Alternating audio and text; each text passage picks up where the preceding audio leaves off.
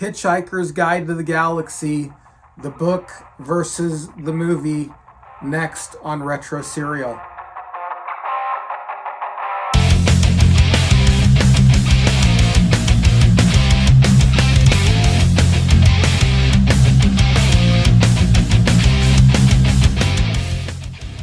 Hey everyone, welcome to Retro Serial. I'm your host, Ian C. On today's program, we have returning YouTuber Thrashpondo Pons, and we are going to be talking about the book versus the movie with Douglas Adams, Hitchhiker's Guide to the Galaxy.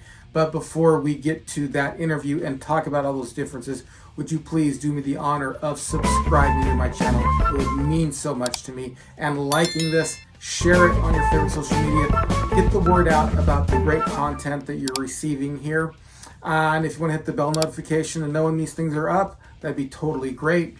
Also, if you want to depart with some of your hard-earned cash, hit the link below to the Buy Me a Coffee page where you can, donate money and make all my wildest dreams come true. But really, the big thing is the liking and subscribing. If you're listening to this on the podcast platform, please leave me a review and a rating. That always helps us out if you like what we're doing. Also, if you like what we're doing on audio, you're going to like what we're doing on our YouTube channel. Head on over there and check it out. And as always, please subscribe to Thrashpondo Pons' channel as well. There'll be a link provided in the description below. So, book or movie, which do you like? What are the differences? Let's talk about them in this episode. All right, everybody on the line. I have Thrashpondo Pons once again. We only have audio. We really tried to get the video, and we're hoping for our third episode, which we haven't really decided what we're going to do for our third one, but we have him again. At least he's on the show, and I know a lot of people who listen to this audio only. It won't make a difference, but next time we will have. I'm hoping by next time we will have video as well as audio, because I know a lot of people watch this on YouTube. But that all aside, all the technical difficulties aside, we're here and we're glad we're here. And today we are doing our second installment of book versus movie, and we had a little bit of a back and forth because this show is kind of about growing up Generation X and things that influenced us. In order to kind of keep it within that range, either the book or the movie or both had to come out. And today we're talking about Douglas Adams' Hitchhiker's Guide to the Galaxy. Well, while the movie came out kind of after, while I was already an adult, the book came out in 1979. Is that right? Yes. The book was first released in the end of 79. Yeah, so that definitely fits the range of growing up Generation X. So the book versus the movie, I just recently read the book, and I'm not familiar with all of Douglas Adams' stuff. So you'll have to forgive me if I'm collapsing things or not understanding. I've only read the book. I've seen the movie, but I've only read Hitchhiker's Guide to the Galaxy. I've not read Restaurant at the End of the Universe or any of the other books in the series. How many books have you read of his, by the way, if you don't mind me asking? Well, ironically, I have all of them, but I never actually got around to reading the last two. And full disclosure, I did reread The Hitchhiker's Guide, yes, the original book, for this podcast. The others I have not read since the late 80s, maybe 90-ish. Yeah. So I could actually read them now and it'd be literally for the first time, because that's how I felt when I reread the book. I'm like, oh my gosh, I forgot this and I forgot that. It's a very nice book, and it's very readable yet very, very phlegmatic and very humorous as well. It's a really good read. Yeah, as I thought so too. And like I have said before, I am not a big reader. So I full disclosure, I basically listened to it on audiobook. But still the same. I got to, listen to the actual book.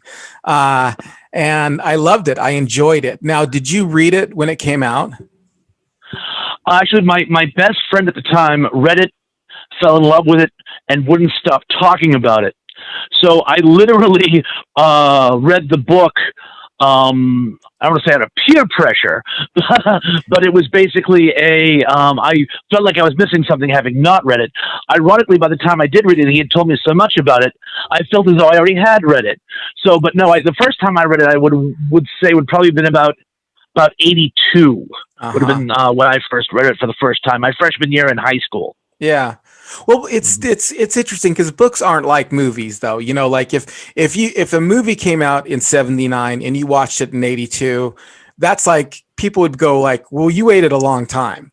But a book, it seems to retain its shelf life. You know what I mean? Like that's not that long. I know exactly what you mean. That's not that long exactly. to wait on reading a book from the time it came out. And like you, I mean, The Hitchhiker's Guide to the Galaxy has so influenced our culture that even if you don't know about the book at all, or the subject matter, it comes up. I mean, that's just the way it is. I mean, I heard the answer to life, the universe, and everything is 42 way before the movie came out.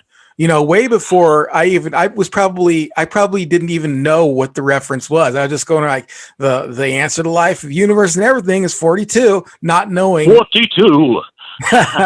not knowing where it came from. So, but today we're going to talk about book versus movie with Douglas Adams, Hitchhiker's Guide to the Galaxy. But we're actually going to talk about book versus movie versus radio drama versus TV series, because you had the opportunity to listen to the radio drama and watch the TV series, which I desperately actually tried to watch the television show, but I couldn't find it on any of the platforms I was on, at least.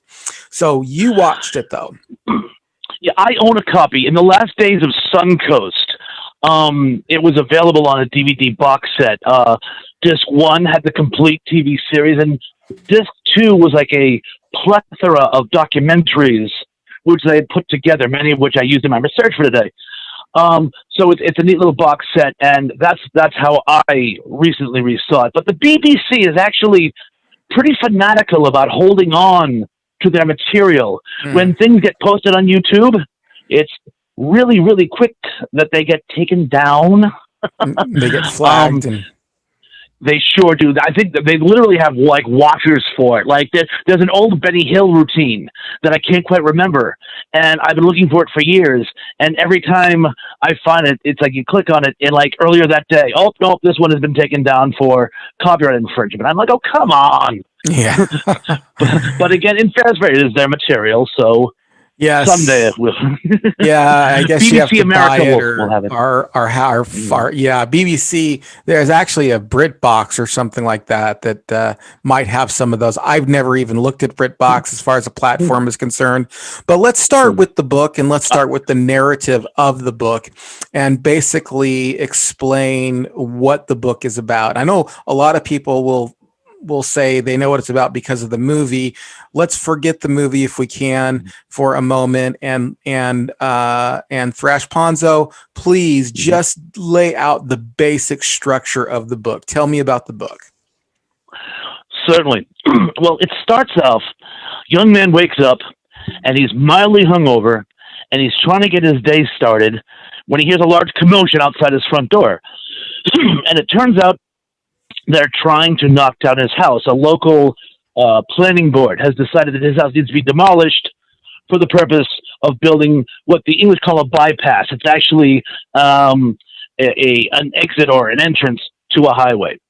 And this completely throws him off his day, and he lays in front of the bulldozer trying to figure out his next move. His best friend then shows up and said, I have something really important to tell you, and I need to tell you in that pub over there. And actually manages to pull him away from the tractor to tell him this more important story the whole time, the main character being, of course, Arthur Dent. And Arthur's like, how can something be more important than tearing down my house? And he finds out the more important thing is they're about to tear down his planet.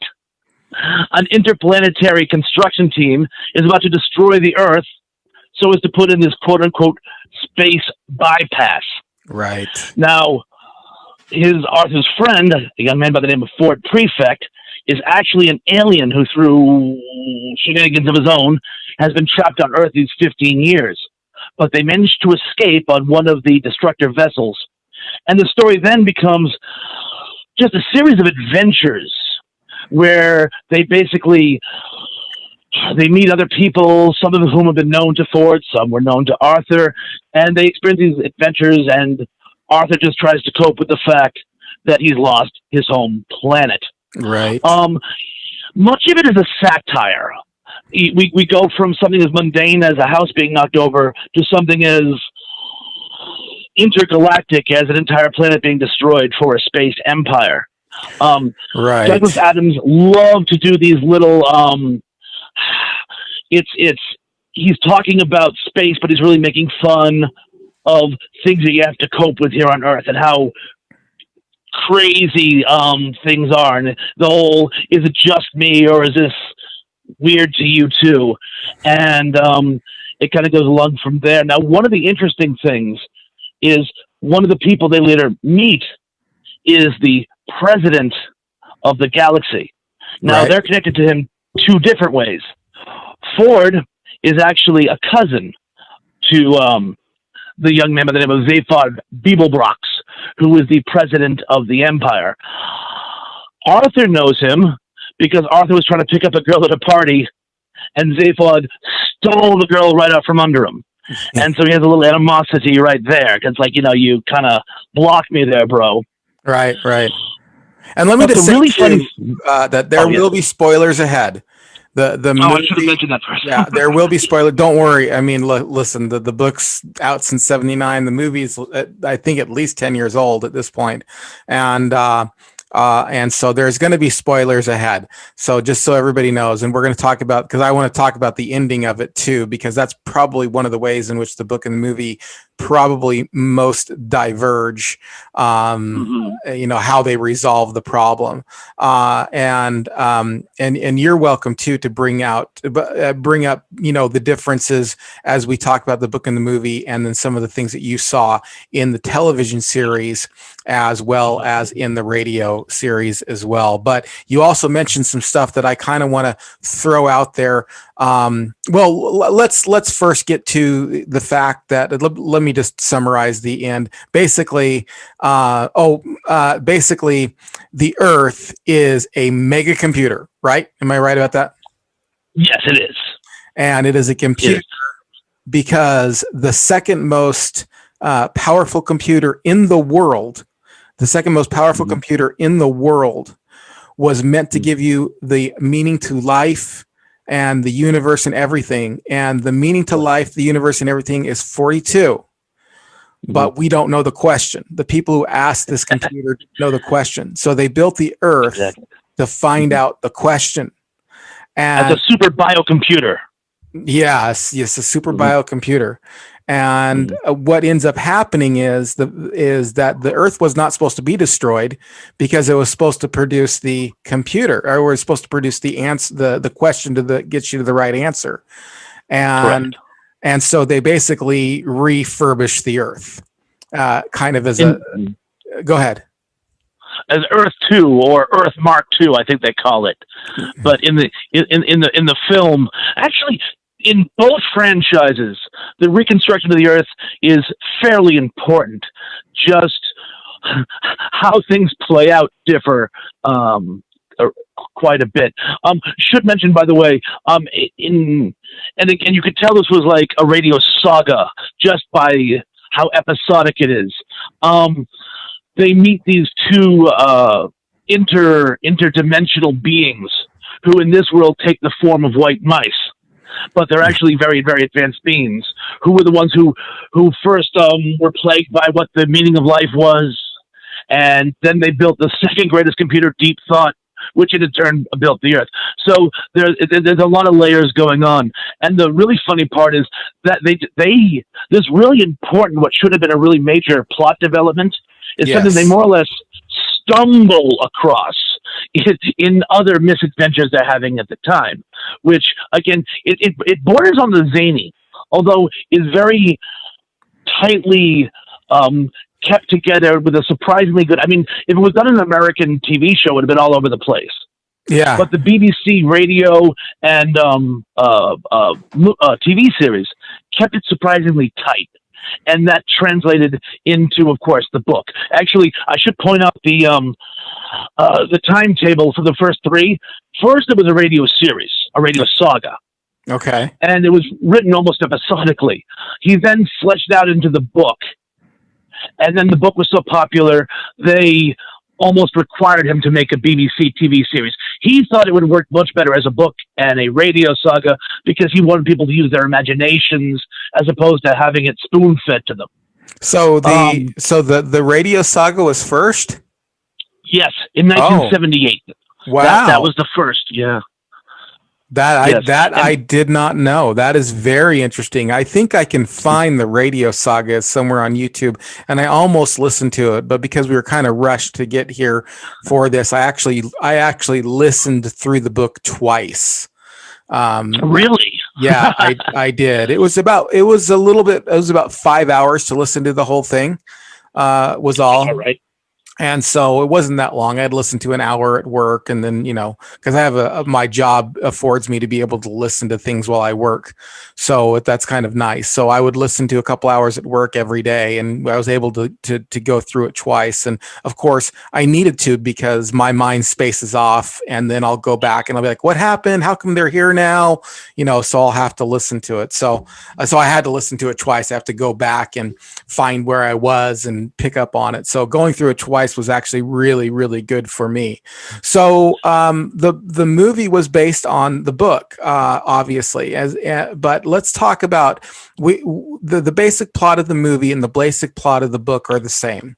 For that, the reproduction of the movie was fairly faithful. However, like anything, anytime you talk about, and I'm going to bring this up over and over again. I'm sorry. I'm just going to repeat myself. Movie is a different medium than book. It just is. It's a different medium than book. You can't just film a book word for word and have actors play it out or have somebody do dialogue in head. Nobody would stick around for it. They would all really seriously walk out. That said, I will say that given everything that you would almost necessarily have to take out for something to be a movie, there were some significant departures. There were, and I know that the wrath of the internet came down upon the movie as a result of this. Let me say first of all that some departures from the book to the movie, other than those little dialogue things that you wouldn't be able to know, like the guy who was destroying the house was a descendant of Genghis Khan. You wouldn't be able to know that, through the book versus movie. But one of the things that kind of stood out to me kind of right away was the difference in Zadel Beetle Bra. I'm not going to say that. I'm going to say ZB. Okay, because that's difficult for me to say that name. Gotcha. So he does have 3 arms in the movie and 3 arms in the book, and he has 2 heads in the movie and 2 heads in the book. However, that 3rd arm you just don't see that often. You only see it like once when it slaps him or something like that in the movie. And the 3rd arm, I don't know, it doesn't really play a big role in the movie, but it didn't really play a big role in the book. However, the 2 heads did. And that's kind of where they failed a little bit. Because in the movie, there's like a head underneath his head, like where his neck is. And if you've seen the movie, his head kind of flips back from time to time and this other head emerges. But in the book, the heads seem to be side by side. That one of the differences that struck me was in the President of the Galaxy, and in the book, the heads are side by side, where in the movie, it's kind of stacked on top of each other. It's funny that you mentioned that. Go ahead. Well, because in the radio series, there's this one throwaway joke. It's something like, "Oh, nice to see you again, Zayfa. The second head suits you." and it was just meant to be a little like ha ha ha. They hadn't really put much thought into it, so when they adapted it for the first time, and of course people were picturing a guy with two heads, when they were adapting it to a visual medium for the first time, they had no idea what to do. In fact, one suggestion was they keep it in his coat like a sidearm or a hip flask. So he opens his coat, you see a face saying, "Hi there," and then he closes his jacket. There was no real decision until ultimately it was at the studio that decided, no, he has to have two heads like a two-headed ogre in a Sinbad movie. Yeah. And it created no end of headaches. So ironically, the depiction of the way the head pops up from under the other head in the film is more inclined to probably what Douglas Adams would have done had he been able to complete Zaphod. And another thing I want to mention just more, because you made me think of it when you referred to him as the president. A very, very important thing, which I thought that the book and the movie both did, but the book was able to flesh out a little more, is the idea, and most people pick up on it, the president is a true figurehead. He has no real power of any kind. In fact, in the book, they say outright, his only job is to detract from those with power. Yeah. So it's definitely a satire, I think, probably to the royal family, if you ask me. Well, I think it's a satire to maybe to the royal family, but even to the president of the United States too. You know, I mean, it's both. It's funny because, you know, it's hard to see power in leadership. You know, I mean, really the power is divided up in other places. So anyway, that's enough of my political ranting there. But it is funny, and one of the things that I do like too was one of the things I do like too was his satire on getting things done in the government. That was hilarious. Let's focus in on the differences. Let's focus in on the differences here between the book and the movie for a little while. So that was the biggest difference that I saw. Now that's the biggest difference that I saw. That was kind of mundane, but there were differences that were substantial. There were some substantial differences between the book and the movie. Why don't you go ahead and talk about some of those substantial differences? Well, one of the biggest thing, and you mentioned getting things done, the Vogons in the first book are literally only there for the destruction of Earth. They might get mentioned once or twice later, but that's their sort of big scene. Right. They represent a recurring, ongoing headache throughout. They're sort of the main... They're almost like the muscle wing of the galactic government. Even though they're not military, they're the bureaucrats and also the things that blow stuff up. So I'll put the two together. So making the Vogons an ongoing enemy to be dealt with. Yeah, exactly. It was big. Another thing which I thought was really strange, and getting back to the politics for a second, was Hulan Kalufa, the John Malkovich character in the film. Yeah. He doesn't even have any dialogue in the book. He's just mentioned as a cult leader, which comes up very nicely in the film. But this whole rivalry going on between Zaphod and him, that doesn't exist, nor does his secret weapon, the point of view gun. That was made up, and it kind of worked, but that was entirely made up. I was waiting because remember, it's revealed throughout all the series that the only reason Zaphod took the presidency in the first place was basically so he could get rich and steal the galaxy blind. Yeah, right. He wanted to steal the ship. He does steal the ship. He does steal the ship, but that was he wants to plunder Macrothea. Yep. And he has other agendas. And I was because he also had partners he refers to that he doesn't even know because he basically closed off a part of his brain, so he doesn't even know his own plan until he needs to. The whole need-to-know-only basis, even when it's you. And I was waiting. I thought it'd be very cute if the movie had made it so that Hulan Kalufa was actually one of his partners, and the whole running against each other for the presidency was all just a cover. Sadly, they didn't do that. No. But I thought it would have been very nice. Yeah. But the biggest, to me, and I've gone over to the fine-tooth comb. In fact, I watched it again last night just so it would be fresh. The biggest difference to me between the book and the film is the love triangle between Arthur, Zaphod, and the only other surviving human from Earth, Trisha McMillian, or Trillian, as her nickname is. Yeah. Yeah. In all the other works, again, Arthur's he's trying to pick her up at a party.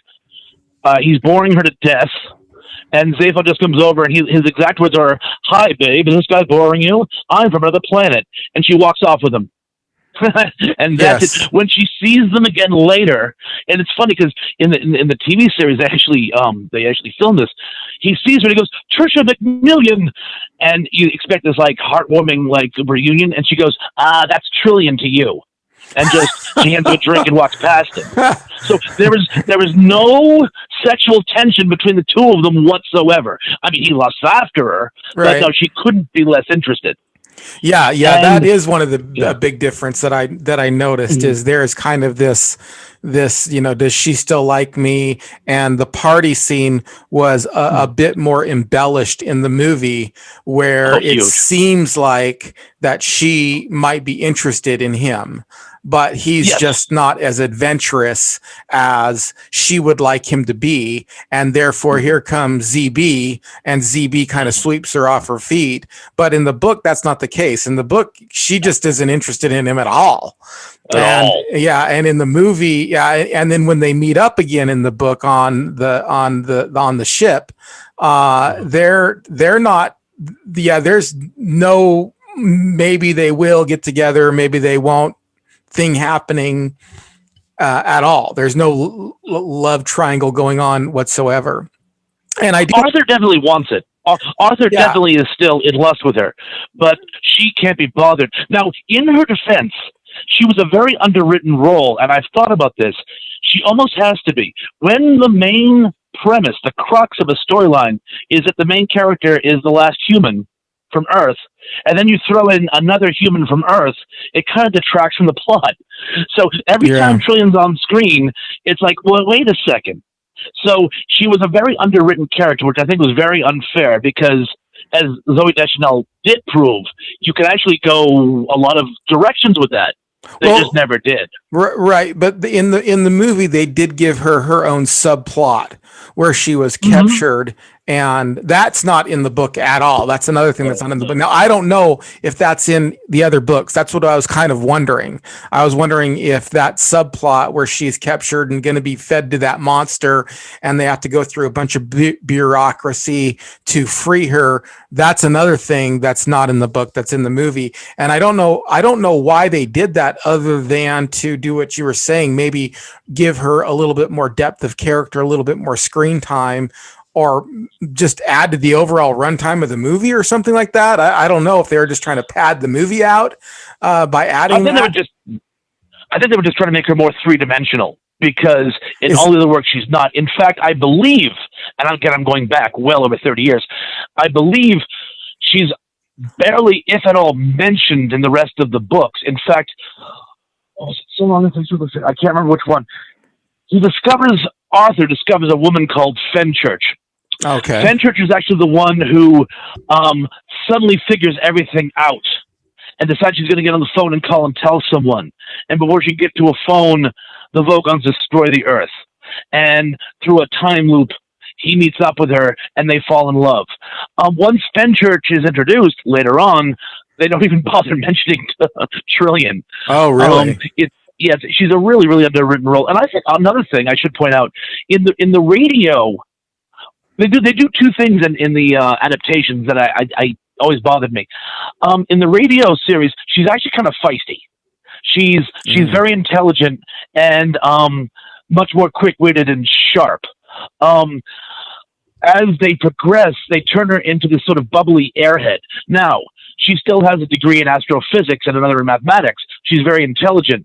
But they play her as a sort of, she's very intelligent, she just acts like an airhead. And that's an old trope where you can still have the quote-unquote dumb blonde, but not get a lot of flack because, she's actually really smart and not buying it. And another thing is, her looks are completely different, too. If she's always portrayed. Well, Zoe Deschanel was one adaptation. Traditionally, she's portrayed as being blonde. Huh. In reality, in the book, the way she's described, she looks more like Kim Kardashian. Yeah. Yeah. And I don't know why they always went with more of a, shall I say, Wonder Bread approach, but apparently they went to go more mainstream or something. Yeah, it says that she looks she looks almost Middle Eastern. In the book it references that. And then it says something like, but nobody would know. I think it says Iranian, as I recall. Persian. Persian. She says she looks Persian, but nobody knows but nobody would know what a Persian is. Yeah, and it mentions her really dark eyes in the book as well. Mm-hmm. And jet black hair. But and so in the TV series and in the book, how is this character Trillian portrayed? Yeah, in the TV series, she's this very pale blonde and talks almost like an operator from like a 1940s sitcom. You know what I'm saying? Like, just that's another. She has a almost what I would say a forced American accent. I guess they would call transatlantic. Yeah, but she talks like an airhead, even though she's a genius. Right. And it just, like I say, it's almost like they just didn't know how to develop her. Yeah. But again, every time she's on screen, it detracts from Arthur's adventure as the last human from Earth. So it's almost like they painted themselves into a corner. But they had to have it because Zaphod had to have someone to cheese Arthur off with, shall we say? Yeah. So. She just became in the book. She really is just kind of someone to Arthur knows this person because of this, and they are at odds to a degree because of this past situation. So they kind of had to write that in to create a little tension between Arthur and ZB. Well, okay, so let me further this down. One of the biggest, probably one of the things that's bigger between the movie and the book is the whole misadventure of Trillian that they have to solve is not even in the book at all. But the other thing that happens that's really different is the ending of the book is really different. First of all, the mice never die. In the movie, Arthur Dent kill the mice. They're going to come at him. They're going to take his brain.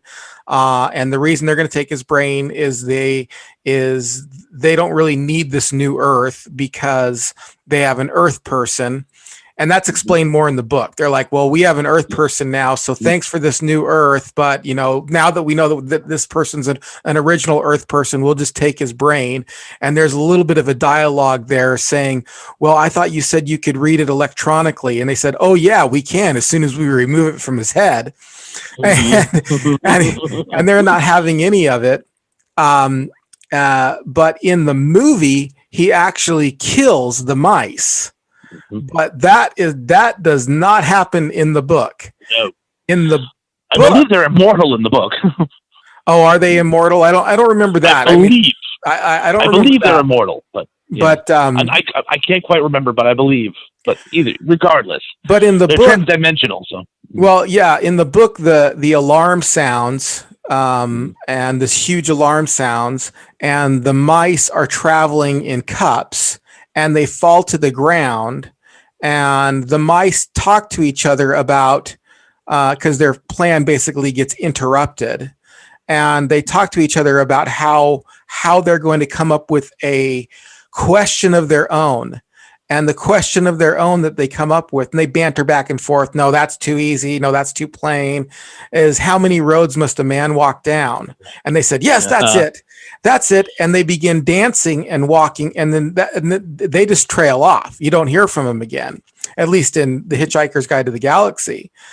In the book, in the movie, Arthur Dent tells them, well, you don't need to take my brain. And then he comes up with the ideas of questions that will satisfy the answer. And then he kills them. But in the book, they don't die. They dance around, and then the book goes somewhere else, and those two mice just trail off.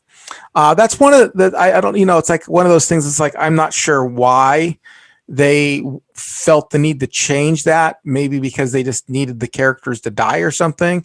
But I don't think that's, I don't know. I didn't like that. That was one thing that I didn't like about the book. I mean, about the movie that was different from the book.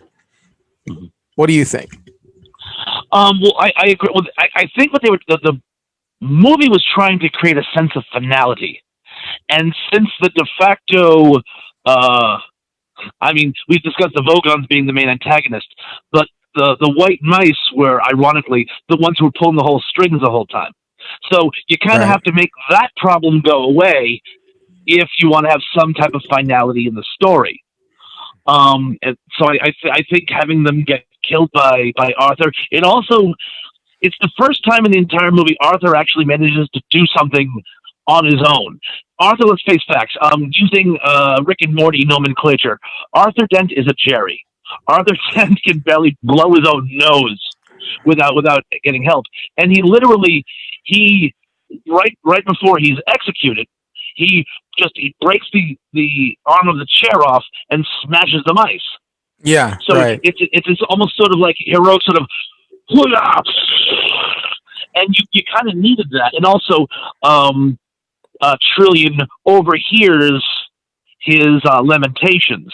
She overhears the fact that that he thought that she might be the one. In fact, there's one thing in there. I don't know if there was a deleted scene or it was one hell of a party or what. But even though they're wearing the same costumes at the beginning and end of the party scene, yes. Arthur says it was the week of my life. I'm like, was this a week-long fancy dress party? You'd be getting a little ripe by the end of the costume party if that was the case. Right. But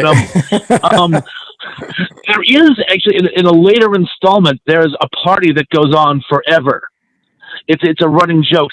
It's a party that literally it's been going on for so long. They end up depleting the resources of the planet they're on, and the actual party detaches and roams the planet like a giant saucer, sucking up resources, and people have to hide their food and beverages from the party.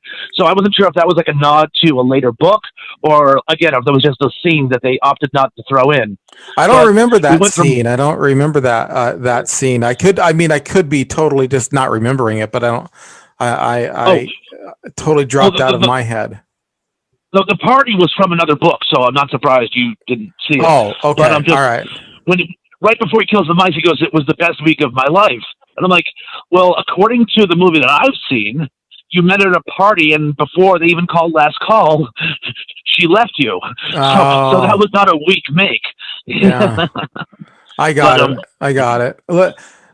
Also, let's talk more about the end, because the biggest departure in the movie is, in my opinion, is the end. So at the end of the movie, one of the biggest things is the president of the galaxy is being hunted down because he stole this ship. And the Heart of Gold. The Heart of Gold. It's a state-of-the-art ship. It's really kind of almost its own character. Yes. But they're hunting him down because he stole the Heart of Gold, and at the end of the movie, he's surrounded by the aforementioned antagonist and the vice president, I think, who is a female of the universe.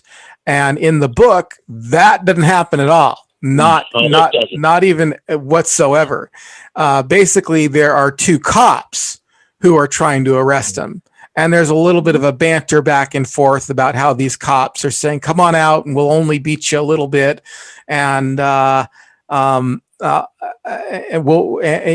want to beat you at all, but because we're a civilized gentleman, but we know we have to beat you some. So if you come out, we'll only beat you a little bit. And then they die.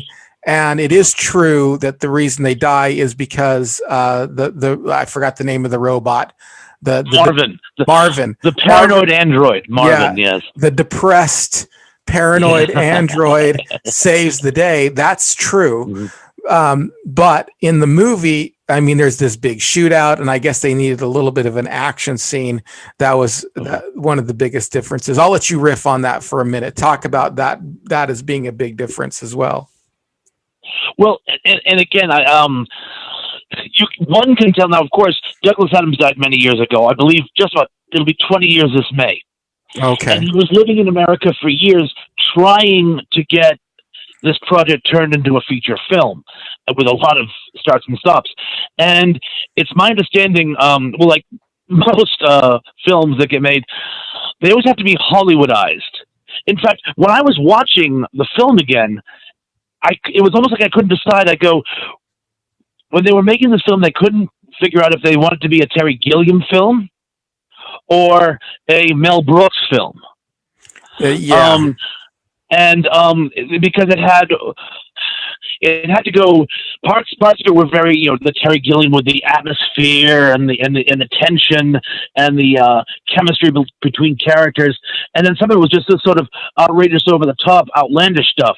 And the final scene was definitely something out of Mel Brooks.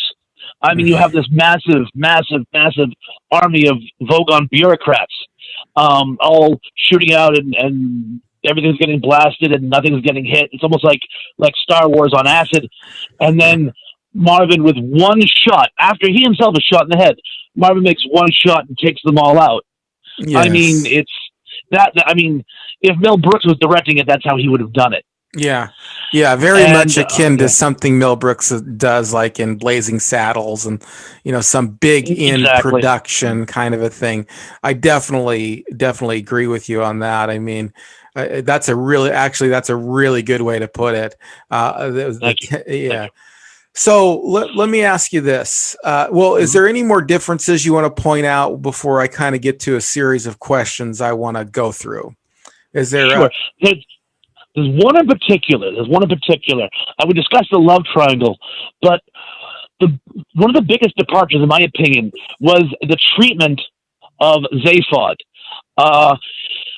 In the book and in the TV series and radio series, he's this very sort of cool guy with style, and he always has a smart thing to say, but he always says it with sort of panache and this sort of restrained energy.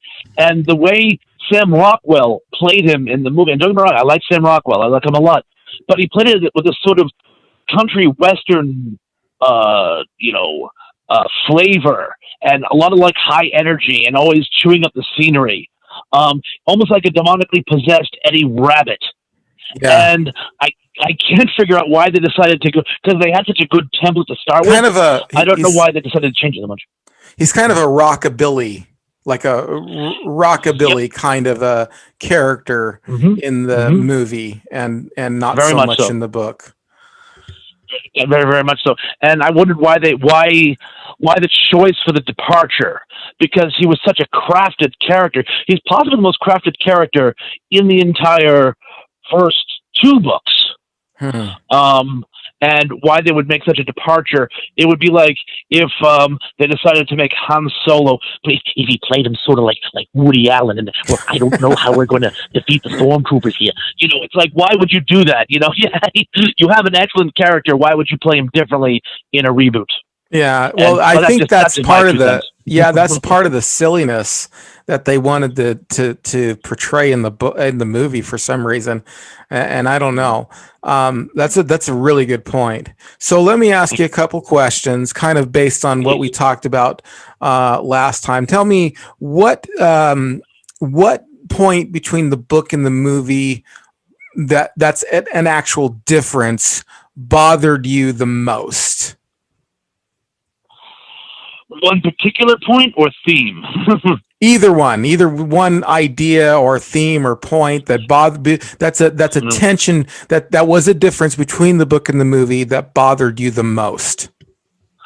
Well, we discussed the love triangle, but I think the thing that bugged me the most is the great thing about the book was, now of course, the whole point, one of the running threads of the movie is the Hitchhiker's Guide itself.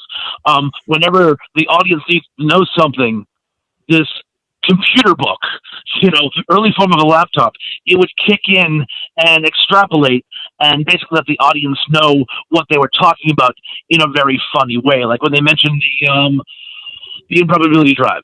The improbability drive is a new system where, and it would provide exposition, but not just exposition with humor.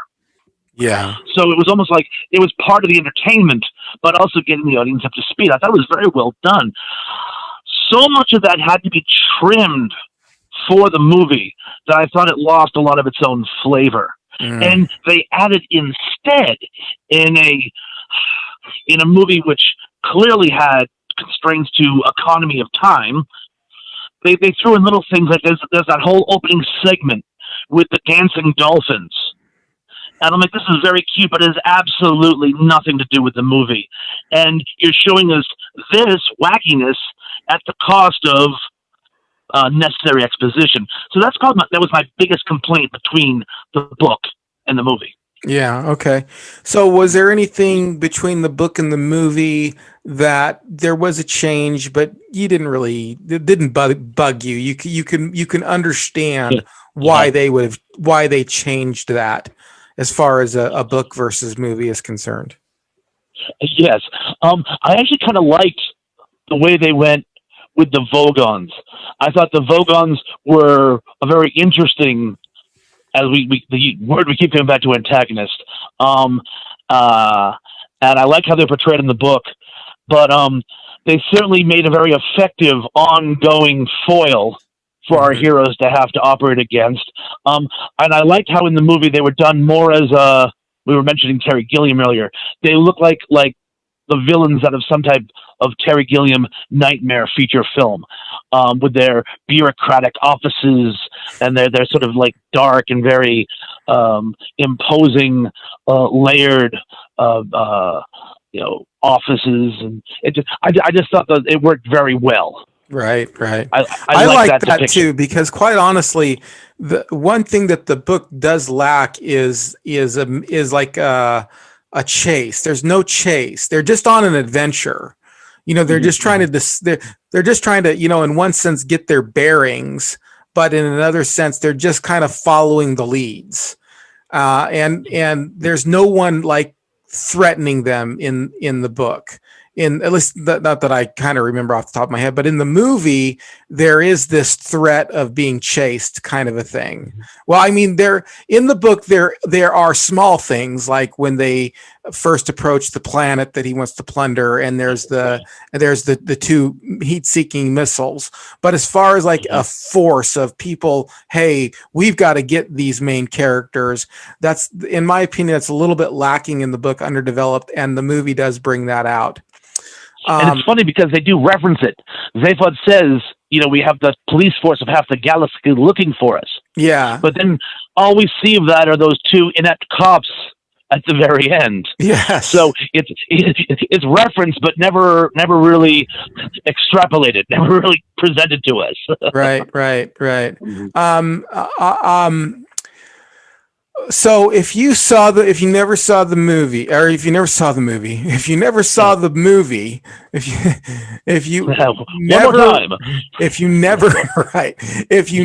read the book and you just watched the movie, and let's say there never was a book and you just watched the movie, what kind of rating would you give the movie? Would you give it a B, B plus, a B minus, an A plus?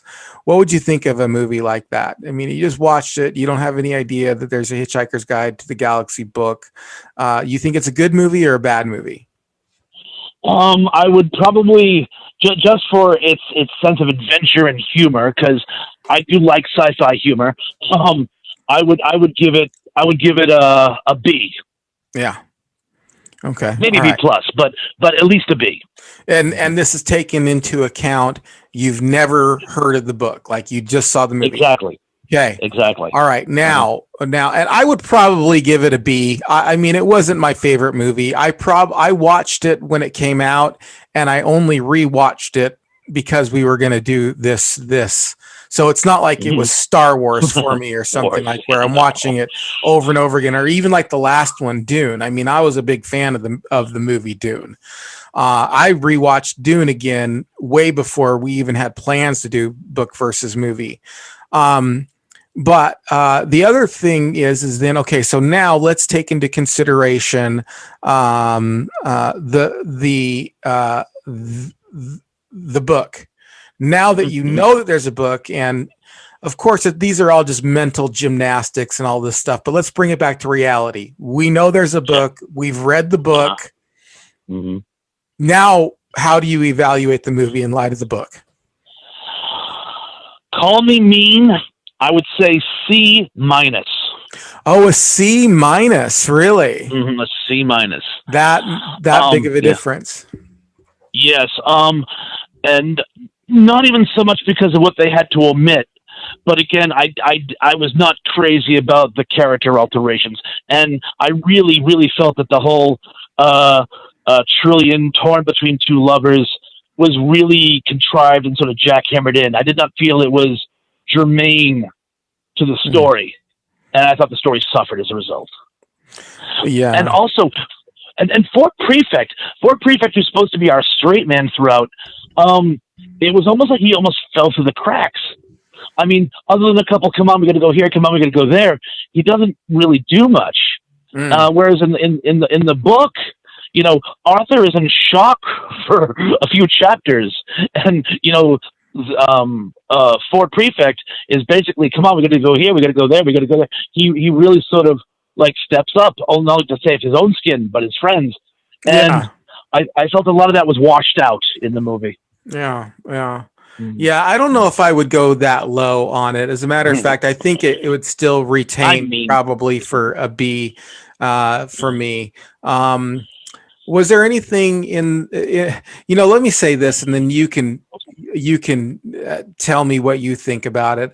I almost wish that they didn't even try to give ZB a third arm or a second head at all. As far as an adaptation is concerned, and you're talking about leaving things out, I know that that's a big deal in the book, but because it's in the book and because they put it in the movie, it's almost like they said, well, we've got to have it in the movie. We've got to have it in the movie because it's in the book. To me, if they would have left that out altogether, I wouldn't have cared at all. I would have been like, just fine, because that second head pops up only now and again, and it's super silly. And it really, to me, doesn't add any value to the movie at all, as watching a movie, other than it's just silly and kind of seems almost stupid. So I honestly wish that that's a part that they would have left out, that they would have tried not to have adapted. I didn't care for that at all. I don't know what you think. I mean, in the book, obviously, you can use your imagination. There's two heads side by side. He has three arms. It plays a little bit more, but it's almost like like I said, it's almost like when they're writing the movie, they're like, well, this is a big deal in the book. We got to have it in the movie. We can't do it side by side. I don't know why. Maybe CGI, maybe special effects or whatever, too much trouble. And so we'll make it this ridiculous thing just so we can give a nod to the book. And to me, I would have just cut that right out. I honestly, God, I think they were afraid. I think they were afraid they'd have like the Comic-Con Society down their necks. They go, if we give Zaphod one head, we're going to cheese off the fanboys and they're going to boycott the film. It'll be like having a reboot of Star Wars where Darth Vader doesn't go. Yeah. And to be honest, I think while some people might be sticklers like that, again, it all went back to this one throwaway joke in the radio show. You can omit that joke and suddenly, guess what? Zaphod has one head. They could even made a joke about it. Instead of saying the second head suits, you say, hey, Zaphod, what happened to your second head? Oh, I got rid of it. It was giving me a headache, or some little throwaway joke, and guess what? Now he has one head. Because you're right, it wasn't necessary. In fact, if I believe in the movie, he tried to explain why he got a second head. Something about how he's splitting up his brain gave him some type of advantage with dealing with government. In the book, it was pure vanity. Yeah. People in his whole world don't have two heads. He had such a big ego, he needed two heads to get his mind around it or something. Yeah. So you could have done without it and not missed a beat, apart from, again, the ultra fans. Yeah, the ultra fans obviously would have, but for as a movie watcher, and I'm more into movies than into book. As a movie watcher, just watching the movie, I would have given the movie a better rating if it didn't have the two head thing. That was one of the things that kind of bugged me about it. Was that little head annoying? Yeah, I can see that. I loved one of the things I did love though. I did love the adaptation of I'm going to forget the name of the robot again. It just went right out of my head. Marvin. I thought the adaptation of Marvin was great. Any final thoughts or anything you want to add to our conversation? No. I just one thing I did notice is, even though I was looking up some facts about the movie, and it actually got better ratings than I remembered. It wasn't quite as lambasted. Plenty of people did, but I think the fact they never went ahead to make follow-up films like they had talked about, I think speaks volumes. Oh, and just a couple little tidbits. One, as I mentioned, Douglas Adams died before it was completed. Something tells me if he was around until the film was canned, I think some of the things that we have a problem with would have gone away. I think he could have resolved it, or at least resolved them better. I think it definitely would have been a different movie. It definitely would have been a different movie for sure. It would, and I think it would have been. I think he would have satisfied both ends, the mega fans and the ones who just want to see a good movie. And one more thing I have to throw out there, and I meant to mention this earlier, but I forgot. Speaking of the Star Wars connection, and again, Douglas Adams actually wrote for Doctor Who and other sci-fi as well, even though he never wanted to be straitjacketed into sci-fi. But in the TV adaptation, David Prowse, our Darth Vader, actually has a walk-on.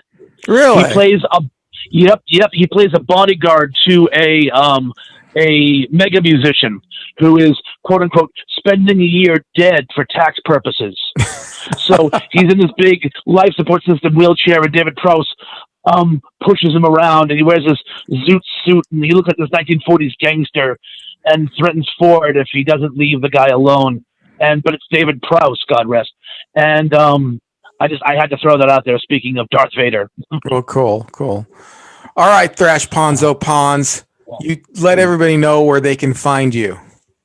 You can find me at Thrashpondo Pons on YouTube under my content channel, which is capital T HRASHPONDO capital PONS. Looking forward to seeing from you. I had wonderful feedback from my first top 10 list, so much so I actually put out a second top 10 list. Please feel free to check out my new top 20. I will definitely leave a link to your channel below in the Thank you so much. Or not in the comment section, but in the description for sure. Thanks. We are going to do this again, and I am going to let the audience decide. I've got two ideas, okay? And I'm going to let the audience totally decide this. We are either going to do Ender's Game, okay, or Ender's Game, or Starship Troopers. Oh. Well, you know which one I'm voting for, but I will be happy with either one of those. But I think we all know which one I'd prefer. I don't. By your response, I would say Starship Troopers. Good guess. Okay, all right. Well, I've never read the book. I've only seen the movie. But Ender's Game, interestingly enough, is one of the few books that I've actually read. For the most part, I think maybe I got distracted halfway through it. But anyway. But I'm going to let the audience decide. So you decide. And let me also say this before we go. Please, if you're out there and you have a YouTube channel, and you like talking retro stuff, or you have a podcast, if you want to be on my program, I am always looking for guests. Okay. So hit me up. You can look at my YouTube channel, and under the content page, I have my email. Shoot me an email. Or if you want me on your podcast or on your YouTube channel, I am more than happy to do that. I love collaboration. It's all about all of us helping each other be successful in podcasts or on YouTube. So thank you very much, everyone. Just remember, if you're listening to this on podcast form, please leave me a star review, a rating and a review. It really means the world to me. If you like what we're doing here, leave me an honest review and rating. Also, if you're listening to this on audio only, you're going to like what we're doing on YouTube. Head on over. I'll leave a link in the description box to my YouTube page. I do a lot of stuff on YouTube as well as the podcast. And what else? If you're on YouTube, please hit that like button, hit the subscribe button. Really trying to make this work. Unfortunately, YouTube says you have to have 1,000 subscribers now in order to even make a dime from YouTube. So it would mean the world to me if you would consider subscribing and sharing this on your favorite social media. As always, if you want to donate some of that hard-earned cash, you are more than welcome to donate that in the link below. And go to Thrashpondo Pons' channel and subscribe to him as well. All right, everybody. Thanks so much. Stick with me, Thrashpondo. I'll talk to you on the line afterwards. All right, everybody. We are... Good night, everyone. Yes. Stay retro.